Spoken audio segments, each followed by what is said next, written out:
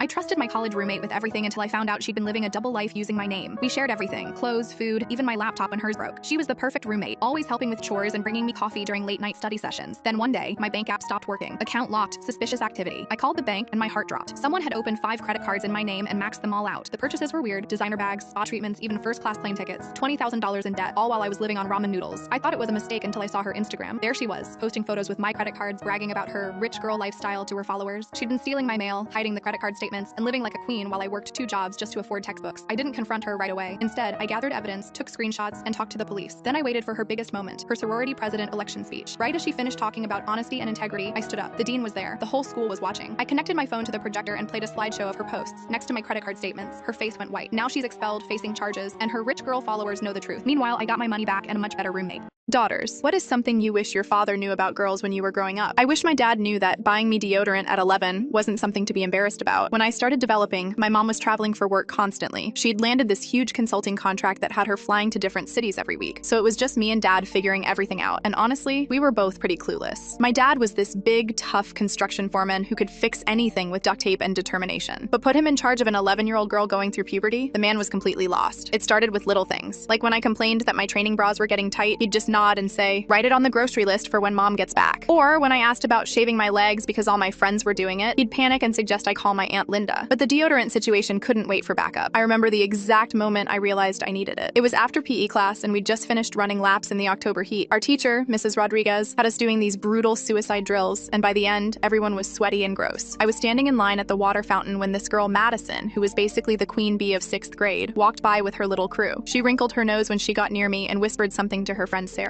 They both looked back at me and giggled. I wanted to disappear into the floor. That whole day, I was paranoid. I kept doing that thing where you pretend to stretch just so you can smell your own armpit. By lunch, I was convinced everyone could smell me from across the cafeteria. When I got home, Dad was in his usual spot at the kitchen table, still in his work clothes, going through invoices with a calculator that was probably older than me. His hard hat was on the counter next to a half-eaten bologna sandwich. "How was school, kiddo?" he asked without looking up. I stood there for like 5 minutes, working up the courage. My face was burning with embarrassment, but I knew I couldn't go through another day like that. "Dad?" My voice came out all squeaky. "Yeah?" He still wasn't looking at me, just punching numbers into that ancient calculator. "I need to ask you something." That got his attention. He looked up, and I could tell by his expression that he was expecting me to ask about homework or if Sarah could sleep over this weekend. I stared down at my sneakers, focusing on a scuff mark near the toe. "I need deodorant." The calculator slipped out of his hands and clattered onto the table. His face went bright red like when he hit his thumb with a hammer.